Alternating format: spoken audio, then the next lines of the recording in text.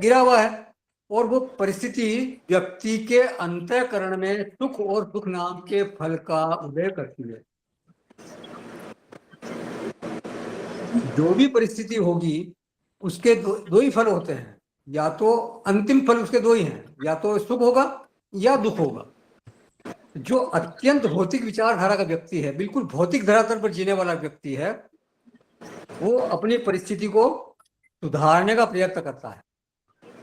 उसे ऐसा लगता है कि सुख दुख के पीछे जो कारण है वो परिस्थिति है, तो इसलिए परिस्थिति को जितना बेहतर बना लिया जाए उतना ही अच्छा है। अगर अच्छी परिस्थिति होगी मेरी तो मेरे को सुख प्राप्त होगा,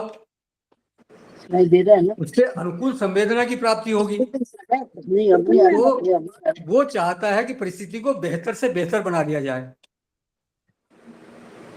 इसलिए परिस्थिति को जितना कोई बेहतर बना सकता है उससे उसको अनुकूल संवेदना की प्राप्ति हमेशा हो। किसी का ऑडियो, हाँ ऑडियो सबने अपना ऑफ कर लीजिए।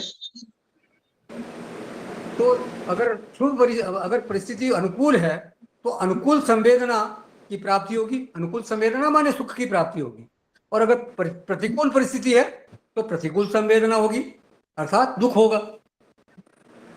तो इसलिए जो ऐसा व्यक्ति जो भौतिकवादी व्यक्ति है वो प्रयत्न करके परिस्थिति को बेहतर से बेहतर बनाने का प्रयास करता है। ऐसे व्यक्ति को बोलते हैं परिस्थितिवादी, जो केवल परिस्थिति को ही सुख और दुख का कारण समझता है। वो कदाचित बुरे कर्म करके भी, जो अनैतिक कर्म है, ऐसे कर्म करके भी वो परिस्थिति को सुधारना चाहता है, परिस्थिति को बेहतर बनाने की कोशिश करता है, और इसलिए वो भौतिकवादी कहलाता है। क्यों? क्योंकि परिस्थिति भौतिक स्तर पे होती है। तो एकदम जो संसारी व्यक्ति है, जो विलासी व्यक्ति है, ये उसका ऐसा ही स्वभाव होता है। उसको कर्म में उतना महत्व नहीं दिखाई देता है, परिस्थिति उसको ज्यादा महत्वपूर्ण मालूम पड़ती है। यदि गलत कर्म करके भी वो परिस्थिति को बेहतर बना सकता है, वो उसको लगता है कि मैं उससे बेहतर परिस्थिति निर्माण कर लूंगा गलत कर्म करके, तो फिर वो गलत कर्म करने से भी नहीं चूकता। और आप देखते ही हैं संसार में इस तरह के कई लोग हैं, तस्कर हैं, चोर हैं, डाकू है, पता नहीं भ्रष्टाचार, पता नहीं क्या क्या इस तरह के बहुत सारे चलते ही रहते हैं। ये इसके पीछे क्या है? वो अपनी परिस्थिति को बेहतर बनाने का प्रयास करते हैं। अब जो मननशील व्यक्ति है वो क्या करता है? जो परिस्थिति और कर्म के बीच में जो संबंध है, जो कार्य कारण भाव है, उसको ऐसा जो संवेदनशील व्यक्ति है वो ज्यादा सही ढंग से समझता है। अगर किसी के भीतर में यह समझ पैदा हो गई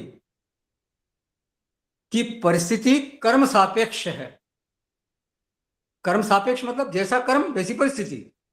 आज अगर हम गलत कर्म करके बेहतर परिस्थिति का निर्माण कर भी लेते हैं तो वो जो गलत कर्म है वो किसी दिन बुरी परिस्थिति को सामने लेकर आएगा ही आएगा, वो निश्चित रूप से बुरी परिस्थिति का निर्माण करेगा।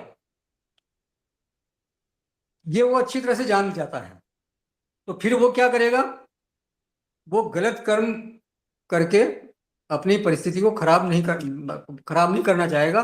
वो बिल्कुल उचित कर्म ही करना चाहेगा, उचित कर्म करेगा और शास्त्र विहित कर्म करेगा। जो उचित कर्म है, जो सीधे कर्म है, सही कर्म है, वो करेगा। और ऐसा व्यक्ति क्या कहलाता है?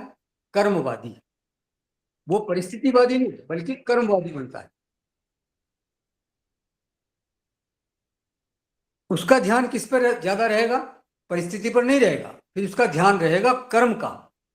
कर्म को बेहतर बनाने पर उसका ध्यान रहेगा कि मैं अच्छे से अच्छा कर्म करूं ताकि मेरे आने वाली परिस्थितियां बेहतर बन सके। कर्म यदि कठिन भी है, कर्म यदि दुखद भी है, लेकिन शुभ है, तो वो हर संभव प्रयत्न करेगा उस कर्म को करने के लिए, क्योंकि उसको ये पता लग गया कि शुभ परिस्थिति शुभ कर्म का ही परिणाम होती है। अगर मैं शुभ कर्म करूंगा तो शुभ परिस्थिति को लेकर आएगा, आज नहीं तो कल निश्चित रूप से वो शुभ परिस्थिति के रूप में प्रकट होगा। और अशुभ अगर कर्म करूंगा तो वो अशुभ परिस्थिति के रूप में प्रकट होगा। वो ये बात जान गया है। तो हम सभी के जीवन में केवल शुभ और अशुभ परिस्थिति ही नहीं होती है, बल्कि मिश्रित परिस्थिति भी होती है। कभी थोड़ी शुभ भी होती है, थोड़ी अशुभ भी होती है। तो ये शुभ और अशुभ परिस्थिति का निर्माण शुभ और अशुभ कर्म से होता है। तो वो व्यक्ति फिर क्या कहलाता है? कर्मवादी। वो कर्म को बेहतर से बेहतर बनाने का प्रयास करता है। वो मानवीय बुद्धि से संपन्न है। जो केवल परिस्थितिवादी है, जो केवल परिस्थिति को ही अपने सुख दुख का कारण मानता है, वो तो पाशविक बुद्धि वाला व्यक्ति है, वो पशु बुद्धि वाला व्यक्ति है। माने प्रत्यक्ष एक उसको परिस्थिति दिख रही है और उस परिस्थिति में वो सुख दुख देख रहा है, और वो ये मानता है कि ये परिस्थिति ही मेरे सुख और दुख का जनक की जननी है। इस परिस्थिति के कारण मेरे को सुख आया या दुख आया है। तो उसको वास्तविक कारण दिखाई नहीं देता। उस परिस्थिति के पीछे जो वास्तविक कारण है उसको दिखाई नहीं देता है। किसी की बुद्धि में वो सूक्ष्मता नहीं है, चिंतन की वो सामर्थ्य नहीं है, उसे अच्छे संस्कार नहीं मिले हैं, तो वो प्रत्यक्ष परिस्थिति को ही अपने सुख और दुख का कारण मानने लगता है। उसके पीछे उसको और कोई कारण समझ में आता ही नहीं। तो पश्यति इति पशुः, जो देखता है सामने प्रत्यक्ष प्रत्यक्ष को ही जो अंतिम कारण मान लेता है, वो पशु बुद्धि कहलाती है। लेकिन एक दूसरा व्यक्ति है जो चिंतन करता है कि ये परिस्थिति जो है वो निर्नैमित्तिक नहीं हो सकती। जो भी परिस्थिति आई है उसके पीछे कोई न कोई कारण जरूर है, कोई न कोई निमित्त जरूर है। निश्चित रूप से इसके पीछे कोई कारण होना चाहिए। क्या कारण हुआ? तो विचार करने पर उसको यह मालूम होता है कि कर्म ही वो कारण है जो कि इस परिस्थिति का निर्माण करने वाला है। अब परिस्थिति में एक चीज ध्यान रखें कि एक होती है समष्टि परिस्थिति और उसको बोलते हैं सृष्टि। यह सृष्टि क्या है? समष्टि परिस्थिति है। यह भी एक परिस्थिति ही है, समष्टि परिस्थिति। सभी का सामूहिक कर्म, समष्टि कर्म के कारण एक हमारे को एक वातावरण प्राप्त हुआ, एक लोक प्राप्त हुआ। हम सभी का एक समष्टि कर्म इस तरह का है कि हम सभी को एक लोक प्राप्त हुआ, और उस लोक का नाम है सृष्टि। और उस समष्टि परिस्थिति, उस सृष्टि के बीच में हम सभी की व्यष्टि परिस्थितियां भी हरेक की अपनी अपनी अलग अलग है। हमारी अपनी निजी परिस्थितियां हैं जिससे हम सब अलग अलग तरह से प्रभावित होते रहते हैं। हर व्यक्ति की अपनी एक निजी परिस्थिति है। अभी एक परिस्थिति है, फिर आगे दूसरी परिस्थिति होगी, फिर तीसरी परिस्थिति होगी। परिस्थिति से परिस्थिति में ही गमन हो रहा है हमारा, एक परिस्थिति से दूसरी परिस्थिति में, दूसरी से तीसरी में। यही जीवन है, और उससे हम प्रभावित होते रहते हैं। कभी सुख आता है, कभी दुख आता है, कभी मिश्रित उसका फल होता है। तो जब उनसे प्रभावित होते हैं अलग अलग तरह से, तो उसी के अनुसार हमारी प्रतिक्रियाएं भी होती हैं, हम रेस्पॉन्ड भी उसी तरह से करते हैं। तो परिस्थिति बेहतर हो सकती है अगर हमारे कर्म बेहतर हों।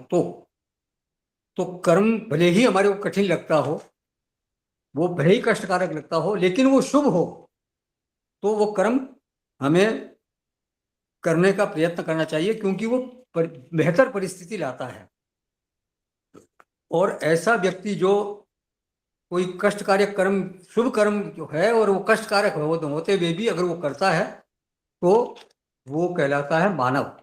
उसकी बुद्धि मानवीय बुद्धि है, इसीलिए उसको कहा जाता है मानव। अच्छा, अब इससे एक कदम और आगे चले हम। बोले ये जो कर्म है, क्या ये निर्नैमित्तिक है? क्या ये भी बिना कारण के कर्म हो रहे हैं क्या, या इसके पीछे भी कोई हेतु है? बिल्कुल, इसके पीछे भी कोई हेतु है। इसके पीछे क्या हेतु है? बोले इसके पीछे इच्छाएं हैं जो हमारी है, वो इसके हेतु है। कोई भी कर्म या कोई भी प्रवृत्ति हमारी जो होती है उसके पीछे होती है हमारी इच्छा। माने जिस हृदय में इच्छा नहीं है उस व्यक्ति में कर्तृत्व की सिद्धि नहीं हो सकती।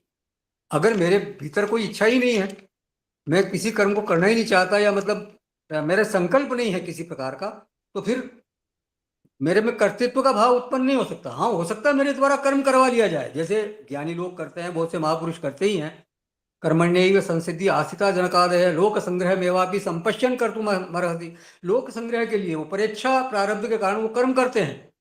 उनका खुद का कोई संकल्प नहीं होता, उनका खुद खुद की कोई इच्छा नहीं होती, उनकी किसी प्रकार की कोई कामना है ही नहीं। तो इसलिए इच्छा पूर्वक ही प्रवृत्ति होती है और इसलिए कर्तृत्व का जन्म होता है। तो ज्ञानी महापुरुष, उनके द्वारा कर्म का संपादन होता है, लेकिन उनमें बड़े बड़े कर्म होते हैं। हमारे जो गुरुदेव थे चिन्मयानंद जी, कितना बड़ा चिन्मय मिशन अभी चल रहा है, कितना बड़ा मिशन खड़ा किया उन्होंने, किसी प्रकार का कर्तृत्व था ही नहीं उनमें। ज्ञानी महापुरुष केवल लोक संग्रह के लिए, समष्टि इच्छा के हिसाब से, परेच्छा प्रारब्ध से उन्होंने ये कर्म किया। तो उनमें कर्तृत्व का अभाव था, कर्तापन का अभाव था।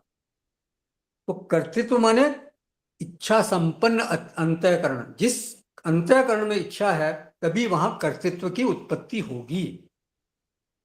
तो अब क्या समीकरण बना कि इच्छा का जैसा रूप होगा वैसा ही कर्म होगा।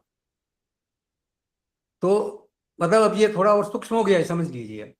मतलब बिना इच्छा के कर्म नहीं हो सकता, और कर्म जैसा होगा वैसी परिस्थिति होगी।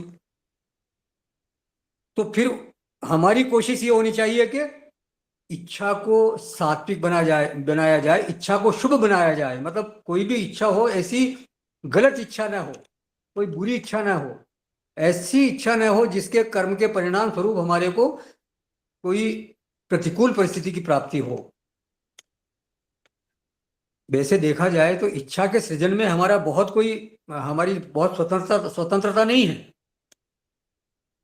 हमेशा हमारे द्वारा प्रायोजित इच्छा नहीं होती है, इच्छा सहज होती है। हमारे संस्कारों के अनुरूप, हमारी वासनाओं के अनुरूप हमारी इच्छाओं का जन्म होता रहता है। लेकिन ये बात जरूर है कि इच्छा का औचित्य और अनौचित्य, उसका निर्धारण हम अवश्य कर सकते हैं। अगर मेरे भीतर इच्छा आई है तो ये इच्छा ठीक है या नहीं है, इसका मैं मतलब परीक्षण करूं, ये हमारे हाथ में है। एक बार थोड़ा अगर इस बारे में विचार करेंगे तो धीरे धीरे ये बातें समझ में आने लगेगी कि हाँ, ये इच्छा आई है मेरे में, ये इच्छा शुभ है या अशुभ है, मुझे इस इच्छा को कर्म रूप में परिणत करना चाहिए या नहीं करना चाहिए। ये विचार करेंगे तो फिर धीरे धीरे कर्म में भी सुधार होता जाएगा, इच्छाओं में भी सुधार होगा, कर्म में भी सुधार होगा। तो ये इच्छा को अच्छी अच्छी इच्छा बनाना या सद इच्छा बनाना, ये हमारा कर्तव्य होना चाहिए। तो इसलिए जो मानवीय बुद्धि से संपन्न है वो अब थोड़ा सा और ऊपर उठ गया। चिंतन करते करते वो अब साधक वृत्ति में आ गया, अब वो साधक बन गया। वो अपने इच्छाओं पर का उसने परीक्षण करना शुरू कर दिया कि सद इच्छा क्या है और दुरिच्छा क्या है, बद इच्छा बुरी इच्छा क्या है। अगर इस तरह से विचार करेगा तो फिर सद इच्छा अगर होगी तभी वो उस कार्य को आगे उस इच्छा को कार्य रूप में परिणत करेगा। वो हो गया साधक, क्योंकि वो सतत सतत सावधान है। साधक कौन है? जो सतत सावधान है कि मेरे भीतर कहीं गलत इच्छाएं तो पैदा नहीं हो रही हैं। तो इस तरह से वो उनका परीक्षण करता है, इच्छाओं को समायोजित करने की कोशिश करता है। कभी कभी उसको मुश्किल भी होती है, कभी कभी हारता भी है, अपनी इच्छाओं पर काबू नहीं भी कर पाता है, लेकिन फिर भी वो कोशिश करता है। दुर्योधन ने कहा ना, जानामि धर्मम नचे में प्रवृत्ति। मुझे धर्म क्या है ये अच्छी तरह से मालूम है, लेकिन पता नहीं क्या बात है, भीतर से मेरी कोई उसमें प्रवृत्ति हो ही नहीं पाती। मैं भीतर से मेरे को कोई जैसे मान लो रोकता उससे।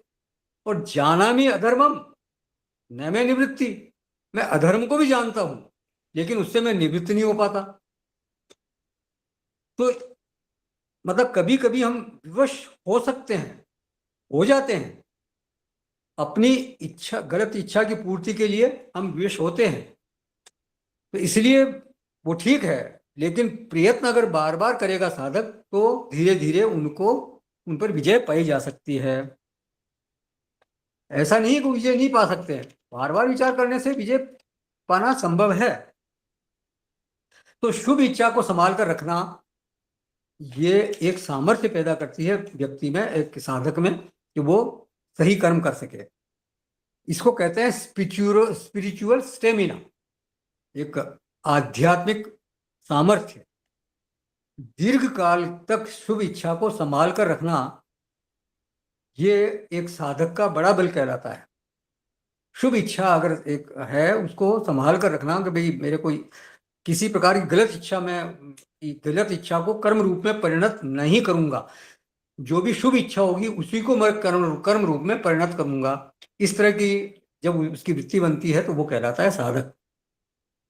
धारणा का बल और अशुभ इच्छा को त्यागने का बल, माने त्याग का बल, ये एक साधक में होना चाहिए। आंखें कहती है कि वो दृश्य देख लो, रसना कहती है कि ये स्वाद चख लो, लेकिन एक साधक जो है उसको इस बारे में बहुत सावधान रहना चाहिए, संभल कर रहना चाहिए। हमें मालूम है कि नित्य हमें इस तरह की दिनचर्या का पालन करना चाहिए, इतना जप करना है, इतना ध्यान करना है, ऐसा खाना है, इतना सोना है, हाँ, किनसे मिलना है, किनसे नहीं मिलना है, हमारा जो संग है, जिन लोगों से मिलते हैं वो किस तरह के लोग हैं, इन सारी बातों को हमारे को, जो एक साधक है, उसको ध्यान में रखना चाहिए। लेकिन कोई भी इच्छा धारण करके रखना, सद इच्छा धारण करके रखना, उसमें बल लगाना पड़ता है। बाकी तो क्या कि हमारी वासनाएं, अनंत जन्मों की वासनाएं हमारे भीतर हैं, अनंत जन्मों के संस्कार हमारे भीतर पड़े हैं, जो कि कई तरह की इच्छाओं को जन्म देते हैं। उनमें कई अशुभ इच्छाएं भी हो सकती हैं, तो उनको तो रोकना और शुभ इच्छा को संभालना, ये हमारा प्रयत्न होना चाहिए। ये इस तरह का बल एक साधक में उत्पन्न होना चाहिए। और बल आएगा कैसे? धारणा का बल और त्याग का बल, मतलब शुभ इच्छा को धारण करना और बुरी इच्छा को त्याग करना, अशुभ इच्छा का त्याग करना। इसका बल आएगा कैसे? कोई कह सकता है कि पुरुषार्थ से आएगा या साधना से आएगा, लेकिन विचार करें तो लगता है कि अपने व्यक्तिगत पुरुषार्थ की बहुत इसमें भूमिका नहीं है, उससे बहुत ज्यादा सफलता मिलती भी दिखाई देती नहीं है। जब किसी को इस सत्य का एहसास होता है कि मेरे बल से ये नहीं हो पा रहा है, तो फिर व्यक्ति भगवान के शरणागत होता है। वो भगवान से अनुग्रह करता है, भगवान से अनुग्रह की याचना करता है, भगवान से कृपा की प्रार्थना करता है कि मेरे पे कृपा करो, मेरे बल से मैं इन अशुभ इच्छाओं का दमन नहीं कर पा रहा हूँ, मैं उनको रोक नहीं पा रहा हूँ, आप कृपा करके मेरे में वो बल उत्पन्न कीजिए, मेरी सहायता कीजिए, मेरे में ऐसा भाव पैदा कीजिए जिससे मैं अशुभ इच्छाओं के पीछे न भागूं। मुझको ऐसी सामर्थ्य दीजिए कि हृदय में सात्विक इच्छा का उदय हो, शुभ संकल्प का उदय हो।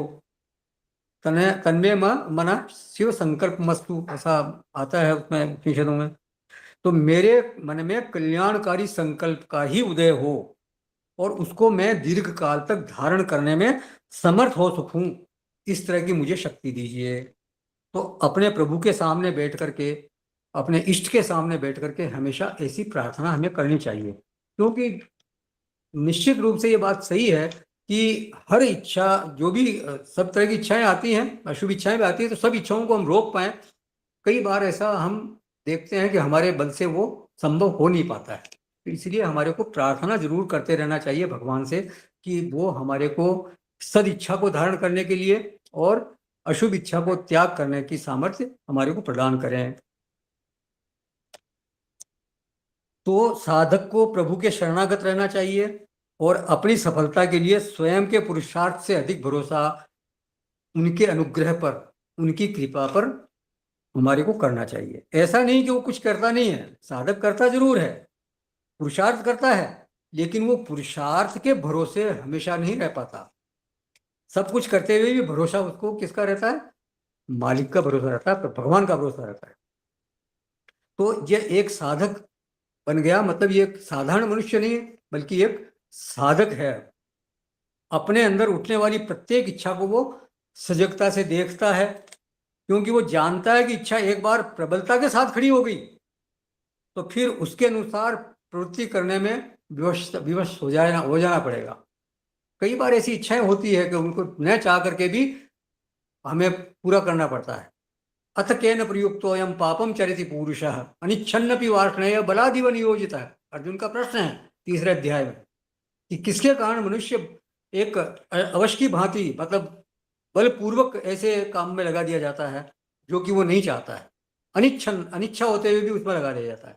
तो भगवान कहते हैं काम एष क्रोध एष रजोगुण समुद्भव है। ये रजोगुण से उत्पन्न काम और क्रोध ही है जो कि व्यक्ति को बरबस इसमें इस तरह से प्रवृत्त कर देते हैं। तो उसकी स्वतंत्रता फिर वहां रहती नहीं, विवश हो जाता है। इसलिए वो प्रार्थना करता है कि ऐसा कोई भाव पैदा ही न हो जो मुझे इस ओर ले जाए और मेरे को प्रवृत्त होने के लिए मजबूर कर दे। ये प्रार्थना तो हमेशा भगवान से करते ही रहना चाहिए, क्योंकि हमारा बल कितना सीमित है। हम अपने बल से कई बार अपने आप को रोक नहीं पाते हैं। कभी कभी इस तरह के कर्मों में प्रवृत्त हो जाना पड़ता है न चाहते हुए भी, जो कि हमारे लिए ठीक नहीं होते। अब जब उसने विचार किया, साधक ने विचार किया कि कर्म के पीछे इच्छा है, तो क्या इच्छा ही सब कुछ है क्या? ये इच्छा आई कहां से? हम सभी इच्छावान हैं, ये बात सही है।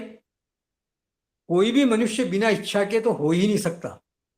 विचारकों ने तो, महापुरुषों ने तो यहां तक कहा है कि अगर कोई मनुष्य में इच्छा समाप्त हो गई है तो उसमें एक तरह से जीवन का संकेत ही समाप्त हो गया। बहुत से ऐसे होते हैं ना, बिल्कुल एकदम जैसे होते हैं डिप्रेशन में चले जाते हैं, किसी प्रकार की कोई इच्छा ही नहीं है, हर तमन्ना पर बेहिसी, मतलब कोई स्पंदनहीनता, जैसे कोई इच्छा है ही नहीं। तो ऐसा व्यक्ति फिर एक तरह से जीवंत नहीं कहा जाता, उसमें जीवन के संकेत नहीं है ऐसा कहा जाता है। तो ये इच्छा ही है जो व्यक्ति में जीवन का संकेत देती है, जीने का एहसास कराती है।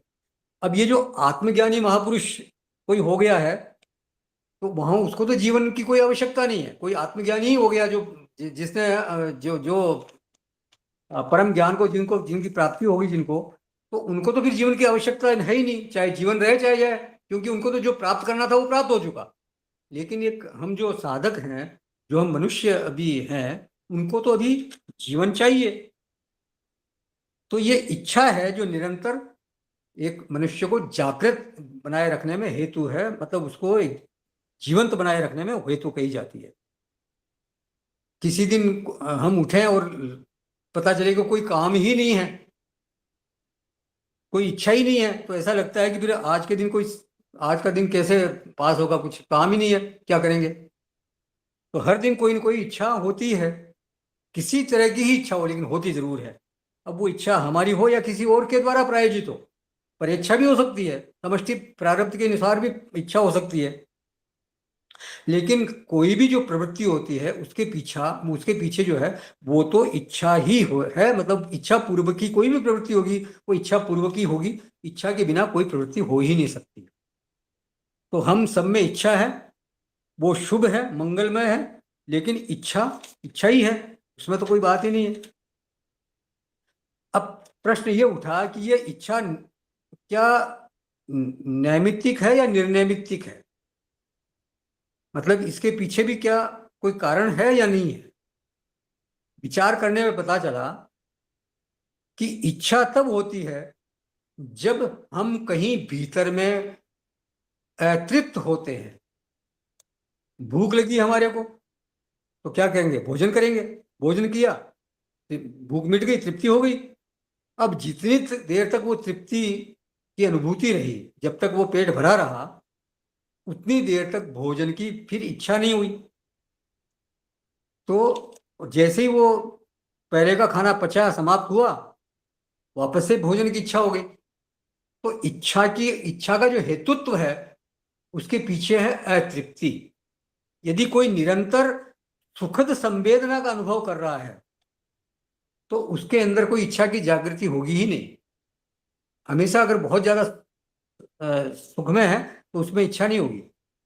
तो इच्छा का जन्म होता है अतृप्ति की भूमि पर। कहीं न कहीं हमारे को भीतर अतृप्ति की अनुभूति होती है कि मेरे मेरे भीतर ये कम है, जिसका अभाव है। तो उस अतृप्ति की भूमि पर, अभाव की भूमि पर ये अतृप्ति, इस इच्छा का जन्म होगा। विचार करके देख लीजिए आप, इच्छा का जन्म हो ही नहीं सकता अगर भीतर में पूर्ण तृप्ति है। तो शास्त्रों में भी कहा है कि जो आत्मरमण करता है, जो निजानंद में रमण करता है, उसमें किसी प्रकार की कामना हो ही नहीं सकती। जस्त्वात्मरतिरेव स्यात् आत्मतृप्तश्च मानवः आत्मन्येव च संतुष्टः तस्य कार्यं न विद्यते।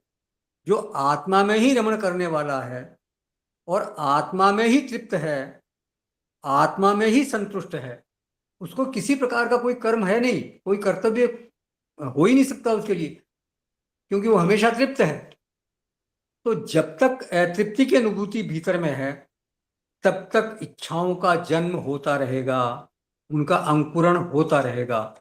आप देखिए, शरीर जब तक स्वस्थ है तब तक औषधि की आवश्यकता नहीं है। औषधि की जरूरत कब होती है? जब शरीर में कुछ न कुछ व्याधि हो जाती है। एक स्वस्थ शरीर के लिए जो चाहिए उसमें कुछ कमी हो गई। इस शरीर के अंदर जो रक्षक सेना है वो फिर कभी कहीं कुछ कम कम उसमें कमी मालूम पड़ती है, कम होती मालूम पड़ती है। तो इससे क्या होगा कि फिर जो हम क्या करते हैं, उसको बाहर से सपोर्ट देते हैं। जब भीतर की सेना, रक्षक सेना हमारी कमजोर पड़ती है, तो फिर हम बाहर से एंटीबायोटिक देते हैं कि भाई ये एंटीबायोटिक लो, जिससे आप उस जो रोग के कीटाणु हैं उनसे लड़ने में आपको सहायता मिलेगी।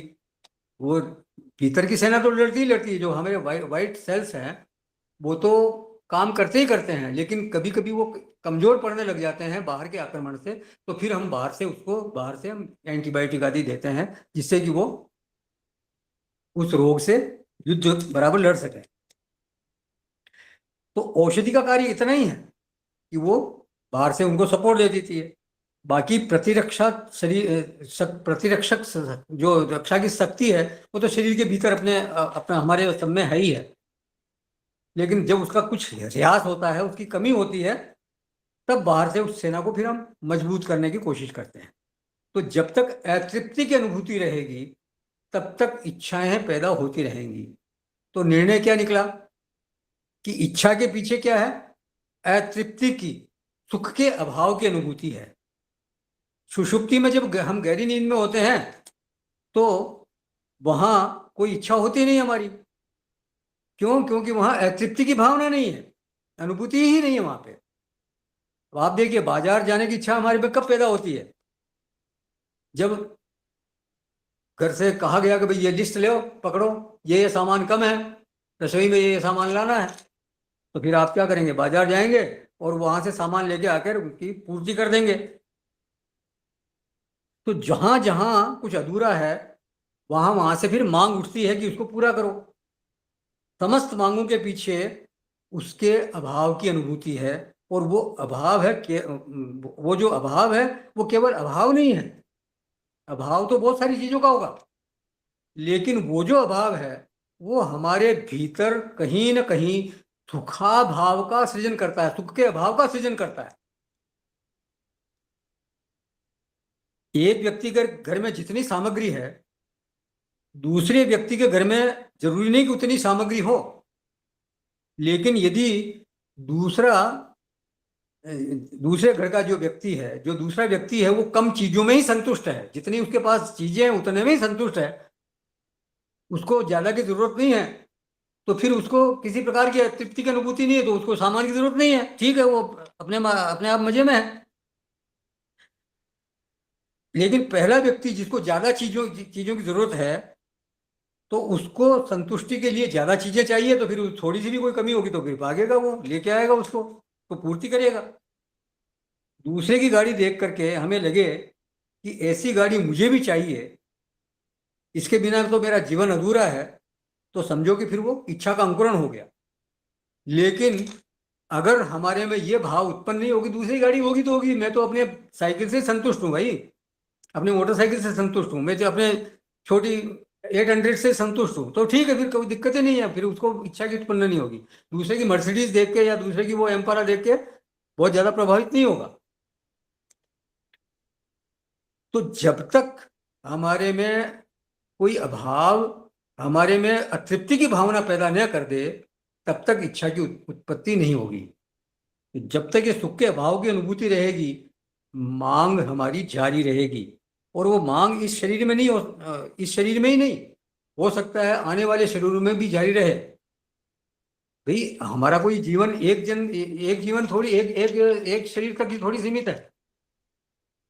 अनंत कोटि जन्म हमारे पहले हो चुके हैं, और अनंत कोटि जन्म हो जाए, इतने कर्म हमारे भीतर पड़े हुए हैं, वो बीज बीज रूप में। हमारे जो कर्म हैं, संचित कर्म हैं, उनमें इतनी सामर्थ्य है कि हमारे अनंत कोटि जन्म अब हो सकते हैं। वो तो कोई साधना के द्वारा अगर कोई ज्ञान प्राप्त हो जाए किसी को, तो उसके संचित कर्म भस्म हो जाए, तब उसके जन्म जन्म मरण का चक्र छूट जाएगा। अन्यथा तो ये जन्म मरण का चक्र छूटने वाला है नहीं। तो समीकरण क्या बना कि अतृप्ति की अनुभूति से इच्छा उत्पन्न होती है, इच्छा से फिर प्रवृत्ति होती है या कर्म होता है, और कर्म से परिस्थिति का निर्माण होता है, और परिस्थिति से क्या होता है, सुख या दुख रूपी फल का निर्माण होता है। अब ये अतृप्ति की अनुभूति स्वाभाविक है या इसके पीछे भी कोई हेतु है? हमारे को अतृप्ति की अनुभूति होती क्यों है? ये विपरीत चरणम कहलाता है। विचार का ऐसा तरीका है कि किसी कार्य के पीछे पीछे चलते हुए उसका हम अन्वेषण करते हैं, उसकी खोज करते हैं, उसके कारण की खोज करते हैं। तो ये अभाव की अनुभूति हमारे में पैदा क्यों होती है? अब यहां एक साधारण मानवीय बुद्धि काम नहीं कर पाती। यहां जाकर के मनुष्य का चिंतन रुक जाता है। इसके लिए, इसके आगे चिंतन के लिए हमारे को शास्त्र का सहारा लेना पड़ता है, वेदांत का सहारा लेना पड़ता है। शास्त्र कहता है कि अतृप्ति की अनुभूति इसलिए हो रही है क्योंकि तुम तृप्ति स्वरूप हो।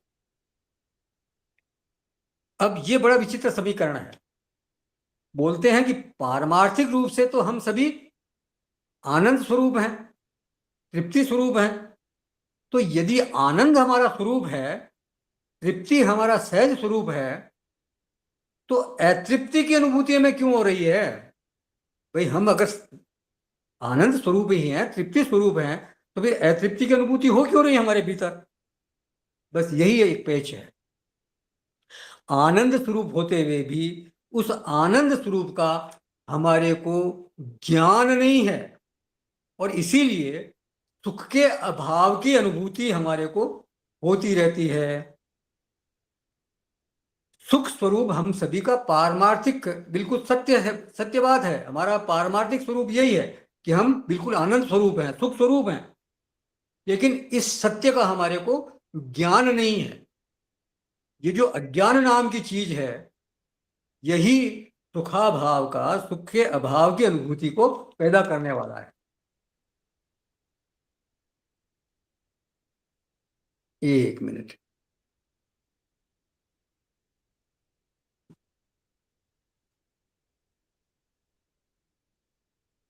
तो ये जो अज्ञान है, साधारण जीवन में तो पता ही नहीं, जो साधारण व्यक्ति है उसको तो पता ही नहीं चलता कि मेरे में इस तरह का अज्ञान है।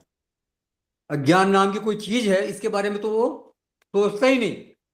वो तो जब कहीं कहीं हम जैसे साधकों को जब थोड़ा बहुत सत्संग का अवसर मिलता है, थोड़ा स्वाध्याय का अवसर मिलता है, और ऐसा सत्संग जो इस सत्य को स्वीकार करवा दे कि यस, अज्ञान के कारण हमारे को सुख स्वरूप की अनुभूति नहीं हो रही है, तो तब तब वो वास्तविक सत्संग है। नहीं तो अपने अज्ञान को स्वीकार करने को तैयार कौन होगा?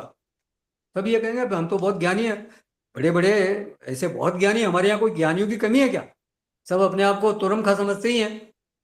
लेकिन वास्तव में पारमार्थिक दृष्टि से देखा जाए तो वो अगर अतृप्ति की भावना, चाहे वो कितना ही बड़ा उन्होंने पीएचडी और कितने ही वो जिसे कहते हैं कितनी डिग्रियां ले रखी हो, लेकिन अगर अतृप्ति की भावना है, इसका मतलब अभी तक अज्ञान नाम की चीज वहां पर मौजूद है। तो ये अज्ञान ही है जो व्यक्ति को दौड़ाता रहता है।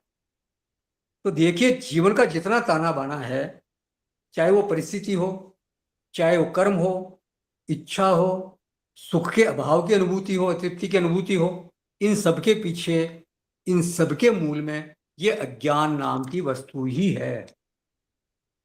और अज्ञान किसका? अपने सत स्वरूप का, अपने आनंद स्वरूप का, अपने सुख स्वरूप का अज्ञान, जो अपना वास्तविक स्वरूप है उसका अज्ञान। अब यदि इस तथ्य को किसी की बुद्धि स्वीकार कर लेती है, तो फिर जीवन का जो प्रोजेक्ट बनेगा वो क्या होगा? इस अज्ञान की निवृत्ति करना। यही तो भाई, मुझे तृप्ति चाहिए, मैं तृप्ति स्वरूप हूं। मुझे जब ये मालूम पड़ गया, और वो तृप्ति क्यों नहीं हो रही है, क्योंकि मेरे में अज्ञान है, तो मेरा प्रोजेक्ट यही बनना चाहिए कि मुझसे ज्ञान का निवारण हो जाए। अज्ञान का जब निवारण होगा तो फिर तृप्ति का अनुभव हो जाएगा। तो एन केन प्रकारेण, किसी भी उपाय से इस अज्ञान को मिटाना ही हमारा अब आगे का प्रोजेक्ट होना चाहिए। तो ये उसके जीवन का फिर लक्ष्य बन जाएगा। फिर वो उसको मिटाने के उपाय खोजेगा, क्योंकि शास्त्रों ने तो ये वादा किया है कि जिस दिन ये अज्ञान मिट जाएगा, उस दिन एक तरह से तुम अपने आप को जान जाओगे और सारी बात बन जाएगी। फिर तो कोई दुख नाम की चीज रहेगी नहीं, क्योंकि तुम सुख स्वरूप हो। जब तुमने अपने स्वरूप को पहचान लिया कि मैं सुख स्वरूप हूं, तो फिर दुख वहां रह ही कैसे सकता है? तो अतृप्ति की अनुभूति के पीछे क्या है? अज्ञान है, अविद्या है। इस अविद्या की निवृत्ति होनी चाहिए। व्यक्ति स्वस्थ तब होता है जब वो अपनी सहज स्थिति में होता है। जैसे ही कुछ घटा तो उसकी पूर्ति के प्रयास चालू हो जाते हैं। जैसे हम स्वस्थ हैं जब तो कोई बात ही नहीं है। शरीर स्वस्थ कब कहलाता है? जब उसकी याद ना आए। लेकिन थोड़ा सा भी कि दुखने लग जाता है कि भाई यहाँ चोट लग गई है, हाँ, तो फिर यहाँ पे दवा लगाओ, कुछ मरहम लगाओ, कुछ पट्टी करो, ऐसे तो वो उसको पूर्ति करेंगे ना। तो जब तक सहज स्थिति है तब तक कोई प्रयास की आवश्यकता नहीं है। लेकिन जब मालूम पड़ गया कुछ घट गया है, तो उसकी पूर्ति के प्रयास चालू हो जाते हैं। जैसे कुएं में हमने एक बाल्टी पानी निकाला, जैसे ही बाल्टी निकलती है, ऊपर आती है, तो आसपास का पानी क्या करता है? दौड़ करके उस खाली स्थान को भरता है एकदम। एक हलचल सी मच जाती है वहां पर। थोड़ा सा अभाव हुआ और चारों तरफ का जल उस अभाव को भरने के लिए दौड़ कर आ जाता है। उसी तरह हमारे भीतर एक छोटे से सुख के अभाव की अनुभूति तुरंत ही उस अभाव को भरने के लिए हमें प्रवृत्त कर देती है। कहीं थोड़ी सी भी अभाव की अनुभूति हुई और उसको भरने का प्रयास चालू कर देते हैं। चाहे वो भर पाए नहीं भर पाए, वो अलग बात है, लेकिन प्रयास तो उसको भरने का करेंगे ही करेंगे।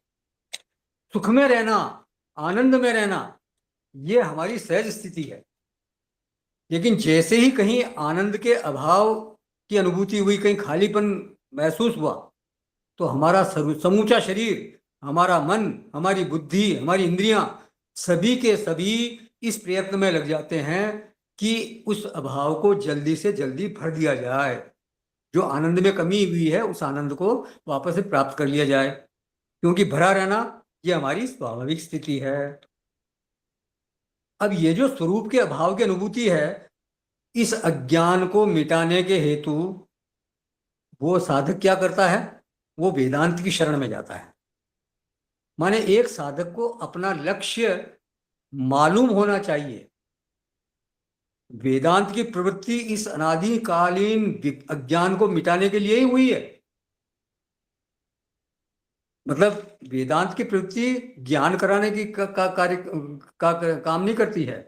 वेदांत की प्रवृत्ति इसलिए हुई है ताकि व्यक्ति का व्यक्ति में जो अज्ञान है उसका निवारण हो सके। तो वेदांत के अध्ययन के पूर्व प्रत्येक साधक के मन में यह स्पष्ट हो जाना चाहिए कि हम जो इसमें प्रवृत्ति कर रहे हैं वो क्यों प्रवृत्त हो रहे हैं, वेदांत क्यों पढ़ रहे हैं हम। और जब ये बुद्धि में ये बात आएगी, ये बात रहेगी, तो कहीं न कहीं ये परीक्षण भी होता रहेगा कि इस अज्ञान से हमारा छुटकारा हो भी रहा है कि नहीं हो रहा है, हम अज्ञान से हमारी निवृत्ति हो रही कि नहीं हो रही है। अज्ञान की निवृत्ति हो रही है कि नहीं हो रही, इस बात पे हम परीक्षण करते रहेंगे। तो ये अज्ञान अकेला अकेला नहीं रहता है, इसका अपना एक पूरा परिवार है। अज्ञान ही अनेक दुर्वासनाओं को जन्म देता है, अनेक दुर्गुणों को पैदा करता है। काम, क्रोध, लोभ, मोह, मद, मत्सर, है ना, मोह सकल व्याधिन कर मूला, गोस्वामी जी ने कहा है एक जगह। तो मोह माने क्या है? अज्ञान ही, उल्टी समझ, गलत समझ। तो इस मोह को मिटाना है, इस अज्ञान को मिटाना है। तो एक साधक के जीवन का लक्ष्य बनना चाहिए कि ये मैं इस अज्ञान को मिटा दूं। और इसकी पूर्ति किससे होगी? भगवत कृपा से होगी, शास्त्र कृपा से होगी। और जो साधक जो इसके साधन हैं, उस पर हम आगे और आगे विचार करेंगे। इसके साधन क्या है जो तो विचार करेंगे ही, लेकिन जो साधक है उसका पहला लक्ष्य होना चाहिए इस अज्ञान की निवृत्ति। साधक माने क्या? जिसका कोई साध्य है। वो साध्य क्या है? ये हमारे को अज्ञान मिटाना है, बस ये हमारा साध्य है। तो ये बात बिल्कुल स्पष्ट होनी चाहिए एक साधक के लिए। तो यहाँ इस परिप्रेक्ष्य में हमारा साध्य है इस अज्ञान की निवृत्ति होकर के हमें आत्मानुभूति हो जाए, भगवत प्राप्ति हो जाए। और इस साध्य में जो रुकावट है वो क्या है? वो केवल अज्ञान है। जब हमने कोई सत्संग किया, वहां हमने सुना कि हमारा जो साध्य है वो सर्वत्र है। साध्य मतलब जो प्रभु है वो तो सर्वत्र है। सर्वत्र गम चिंत्यम च बोला है भगवान ने। तो सभी अंतःकरणों में है। फिर अगर सभी अंतःकरणों में है और सर्वत्र है, तो फिर हमारा मिलन क्यों नहीं हो रहा है? उससे मुलाकात क्यों नहीं हो रही है? जो हमारा इष्ट है वो अभी है, यहीं पर है, नाउ एंड हियर। तो फिर मुलाकात क्यों नहीं हो रही है? मिलने में देरी क्यों हो रही है? वो देरी और दूरी केवल अज्ञान की वजह से हो रही है। इसलिए यदि कोई ये कहता है कि मैं तो भक्त हूं, मुझे अज्ञान और ज्ञान से कोई लेना देना नहीं है, तो फिर असल में वो भक्ति को अभी समझा नहीं है। भगवत प्राप्ति, या मतलब जिसको भाषा अगर बदल के कहें तो स्वरूपावस्थान, या लक्ष्य प्राप्ति मतलब आत्मावस्थान, या अभिष्ट की प्राप्ति, इष्ट की प्राप्ति, कुछ भी कह लो आप। तो वो केवल शब्दों का भेद है, लेकिन परमात्मा स्वरूप से भिन्न वो बात नहीं है। सभी एक ही बात है कि परमात्मा का हमारे को परमात्मा की प्राप्ति होनी चाहिए, हम ये चाहते हैं। तो अगर भगवत प्राप्ति के अभाव की, उसके विरह की अनुभूति है, तो वो इस अज्ञान की वजह से हो रही है। तो एक भक्त को यह समझना चाहिए कि इस अज्ञान को मिटाना है, तभी वो आगे बढ़ेगा भक्ति में। तो फिर एक साधक का, एक भक्त का पहला कार्य यही होगा कि वो इस अज्ञान को मिटाए। उसके बिना ये द्वार खुलने वाला नहीं है। दरवाजा ही अगर निबंध है तो फिर कैसे मुलाकात होगी? भगवान भाष्यकार ने एक जगह उसमें भज गोविंदम में बोला है, कुरुते गंगा सागर गमनम प्रत परिपालन अथवा दानम ज्ञान विहीन सर्वमतेन भजतिन मुक्तिम जन्म सतेना। चाहे कितना ही कोई दान कर ले, चाहे कितना ही गंगा सागर आदि तीर्थ कर ले, कितना ही तप कर ले, कितना ही वो और साधना कर ले, लेकिन बिना ज्ञान के मुक्ति संभव नहीं है। इसलिए ज्ञान तो होना ही चाहिए। और ज्ञान कब होगा? जब अज्ञान की निवृत्ति हो जाएगी। ज्ञान तो स्वतः ही, हम तो ज्ञान स्वरूप है ही है। अज्ञान के पर्दे को हटाना है मात्र, बस ये। तो इस यथार्थ को हमने अगर स्वीकार कर लिया, फिर हम वेदांत में प्रवेश कर सकते हैं। वेदांत शब्द का अर्थ होता है जो वेद की निष्पत्ति है। वेदांत का मतलब ऐसा नहीं है वेदों का अंत, वेदों का अंत नहीं। जो वेदों का निचोड़ है, जो वेदों का अंतिम यथार्थ सत्य है, जो वास्तविक, जो वो कहना चाहते हैं, जो उनका क्या बोलते हैं, जीष्ट है, वो वेदों की निष्पत्ति, वेदों का निचोड़। तो इस पर आगे और हम चर्चा करेंगे, लेकिन अभी इस एक साधारण अर्थ को ध्यान में रख लें कि वेदांत का अर्थ है वेदों का निचोड़, वेदों की निष्पत्ति, अंतिम निष्पत्ति। तो समूची जो वेद राशि है, जो वैदिक मंत्र है, उनका अंतिम तात्पर्य क्या है? वो अंतिम अंतिम तात्पर्य है वही, जो अंतिम तात्पर्य है वही कहलाता है वेदांत। वेदांत में मुख्य रूप से जो ग्रंथ प्राप्त होते हैं उनको बोलते हैं उपनिषद। आपने सुना होगा चारों वेदों में अलग अलग जगह उपनिषद, कई कई जगह बीच बीच में उपनिषद आए हुए हैं। भगवान शंकराचार्य जी ने उन उपनिषदों को एक जगह कंपाइल करके एक अलग से उनको स्वरूप दिया।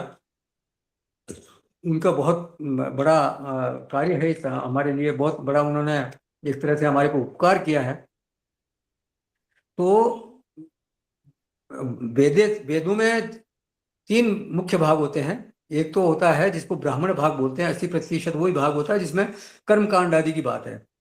एक 16% भाग वो है जो कि उपासना कहलाते हैं, जिसमें स्तुतियां आदि हैं, कुछ ऐसे मंत्र हैं जिससे इष्ट की या उपासना की जाती है। और केवल 4% भाग जो है वो केवल शुद्ध ज्ञान है, जिसको बोला जाता है वेदांत या उपनिषद। तो उपनिषद को ही वेदांत बोलते हैं। वेदांतो नाम है उपनिषदम प्रमाणम, ये ऐसा आता है, उपनिषदों में ही आता है। लेकिन उपनिषद की जो भाषा है वो इतनी सरल नहीं है, उसको समझना कठिन है। उसकी भाषा को समझने के लिए उपनिषद के अर्थ गांभीर्य को आत्मसात करने के लिए एक पृष्ठभूमि की आवश्यकता होती है, एक ऐसे अंतःकरण की, विशेष अंतःकरण की आवश्यकता होती है जो कि उनको समझ सके। तो उनके अध्ययन, उस उपनिषदों के अध्ययन के पूर्व हमारे को कुछ प्रकरण ग्रंथों का अध्ययन करना होता है। हमारे पूज्य आचार्यों ने कुछ ग्रंथों की रचना की हमारे लिए। उनको उपनिषदों को समझना आसान बनाने के लिए उन्होंने कुछ ग्रंथ हमारे लिए इस तरह से रचना करके हमारे को उपलब्ध कराए हैं। हमारे लिए उन्होंने ग्रंथों का निर्माण किया जिनकी सहायता से हम उपनिषदों को आसानी से समझ सकते हैं, थोड़ी सी उसको आसानी हो जाती है उनको समझने में। और तो इन ग्रंथों को भी वेदांत कहा जाता है। जो प्रकरण ग्रंथ है वो भी वेदांत से संबंधित है, इसलिए उनको भी वेदांत कहा जाता है। तो मुख्य रूप से भगवान आदि शंकराचार्य जी, जिनको हमें भगवान भाष्यकार भी हम कहते हैं, हम गीता के स्वाध्याय के समय हम बार बार ये शब्द आए थे। तो उन्होंने कई प्रकरण ग्रंथों की रचना की है। तो उनमें से एक प्रकरण ग्रंथ है ये, सबसे पहला प्रकरण ग्रंथ जो है वो है ये तत्वबोध। इसमें जो मुख्य रूप से एक साधक के क्या, कोई जो इस वेदांत को पढ़ने का अधिकारी कौन है, और किस तरह के, कितने तरह के हमारे शरीर हैं, जैसे सूक्ष्म शरीर है, स्थूल शरीर है, कारण शरीर है, और अवस्थाएं, और ये जो सृष्टि है इसकी रचना कैसी होती है, ये सारी बातें उसमें बताई गई है तत्वबोध नामक ग्रंथ में।